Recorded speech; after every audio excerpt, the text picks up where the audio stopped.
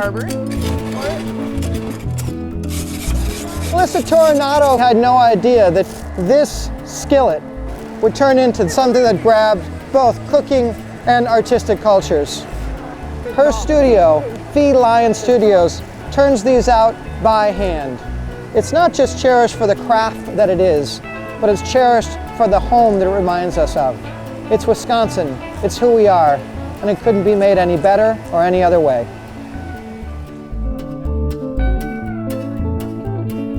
Tell me why you ended up doing what you're doing. I heard that you had a pour and then you got on a plane and you looked at the map of America and said, I can do that. I had just done the Wisconsin tan, and I was like, what would a splat of the whole United States look like? You know, It'd be heavy. Yeah, it turns out it's like 600 pounds of metal. It took me 2 years to get it to the final thing, the reality of it, to realize that piece, you know? Yeah.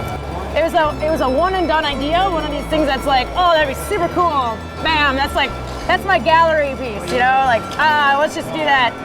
But then it ended up like consuming my life. Everyone was like, oh my God, I so want one. I want one, this is what I'm gonna make in it, da da da da. And really, like the meaning behind this work really resides in the people's use of it. Right. So it's beyond my hands. Like it's outside of my capability as I'm a terrible cook. And I can make coffee. I'll make you coffee. I've done eggs. I've done eggs. In your pans? In my pans, yeah. I can flip eggs in my pans and that's it. But I will make the tool if you make the food. I'm a capable cook, but I know some really good ones. Okay. Yeah, I've heard you got some friends. Couple friends. Yeah. Yeah. Good. You want to get suited up? It's like I said. So do you want to wear these? Because all day. Those will get dirty. Yeah. All day. All day. Like Yeah. this. Oh, that is. The little capette. Huh? Come on. Sweet. Yeah. Clip it in, Kyle. You gotta go over the head. There's nothing confusing. I get lost in it all the time.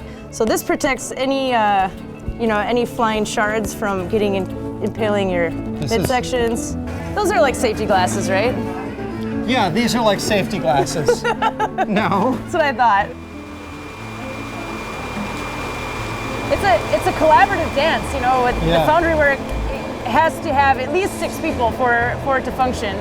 So, you know, a lot of people, It's not a solitary job. No, you very much rely and depend on the people you work with to make each other's stuff. So it's a lot like cooking, you know, like I think that it's a very communal, it's a very social activity that we're all going for this one thing, you know, it's like, it's fun. Look at what It's you great. created. You've got like 30 yahoos all here on a 13-degree day, standing around a bonfire in the back parking lot where we're waiting for something to heat up so we can melt metal. Yeah, it's quality of life.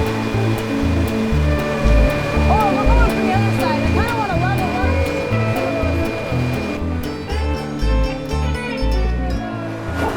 This is our vacuum machine on reverse. Blowing air out, right? Yep, and it's got air, so it's kind of getting it started. If you look in there, it's kind of dark, you know, and there's like kind of orange. We wanted to get like almost white in there, so we're kind of looking at the color. These are the blowers that we use for blast. So there's actually two of these blowers. We're gonna take that away.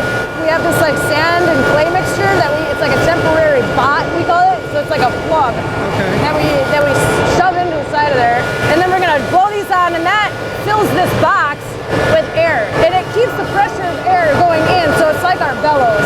Got it. And that's what actually runs the furnace this whole time. Yeah. And the ladles are right over there, right? Yep.